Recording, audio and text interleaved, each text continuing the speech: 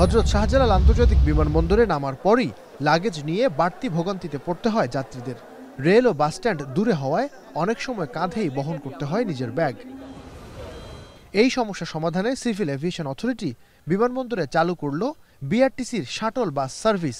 শুরুতে 2টি বাস চললেও চাহিদা মতো বাড়ানো হবে বাসের সংখ্যা। বাস দুটি বিমানবন্দরে টার্মিনাল 2 থেকে যাত্রা শুরু করে গোলচত্বর, জসিমউদ্দিন রোড, বিমানবন্দর রেল স্টেশন, তৃতীয় টার্মিনাল হয়ে ফিরে আসবে 2 নম্বর টার্মিনালে। বিআরটিসির কারিগররা গাজীপুর কারখানায় তৈরি করেছেন শীতাতপ নিয়ন্ত্রিত এই বাস। রয়েছে পর্যাপ্ত লাগেজ পরিবহন ও ওয়াইফাই সুবিধা। সেটা আমাদের ইমিগ্রেশন যোদ্ধা তারা কিন্তু এখানে আসে এবং তারা লাগেজ নিয়ে এবং বিভিন্ন বিভাগে পরে গাড়ি তারা তেমন পায় না। আমরা এই গাড়িতে আপনারা দেখবেন ভিতরে আমরা লাগেজ কম্পার্টমেন্ট করেছি উন্নত দেশের স্টাইলে। তো তারা কিন্তু এখানে 40 কেজি 50 কেজি লাগেজ নিয়ে কিন্তু তারা গাড়িতে উঠতে পারবে। শাটল এই সেবা নিতে একজন যাত্রীকে গুনতে হবে 20 টাকা আর লাগেজ সহ 50 টাকা। শাটল বাস দুটি শীঘ্রই যাত্রী পরিবহন শুরু করবে।